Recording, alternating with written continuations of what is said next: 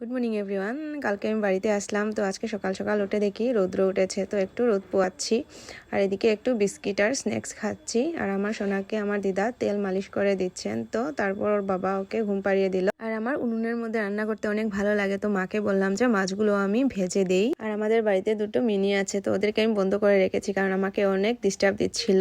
আর এদিকে আমার দিদা জাম্বুরা ভর্তা বানিয়েছেন আমার জন্য। তো এখন আমার বোনও এসেছে, ও আমার সাথে এসেছে ওর বাড়িতে। তো সকাল সকাল স্নান টান করে এসেছে আমার সোনাকে কুলে নেওয়ার জন্য। আর ওর ছেলেকে দেখায় অনেক বড় হয়ে গেছে, এই যে দেখো শিবাংশ। আর আজকে হলো আমাদের ম্যারেজ অ্যানিভার্সারি, তো সকলে মিলে ওরা আমাদেরকে সারপ্রাইজ দিল। আমরা এইসব জানতামই না, তো আমাদের দিদার বাড়িতে আসার জন্য বললো সন্ধ্যার সময়। তো এসে দেখলাম যে ওরা সকলে মিলে এই যে আয়োজনটা করেছে, তো অনেক ভালো লাগলো ওদের আয়োজনটা। আর আমরা দুজনে মিলে কেকটা কাটলাম, কেকটা অনেক টেস্টি ছিল আর দেখতে অনেক সুন্দর ছিল। তো ভিডিওটা আজকে এখানে শেষ করছি। ভালো লাগলে অবশ্যই লাইক, কমেন্ট এবং সাবস্ক্রাইব করবে। Thank you.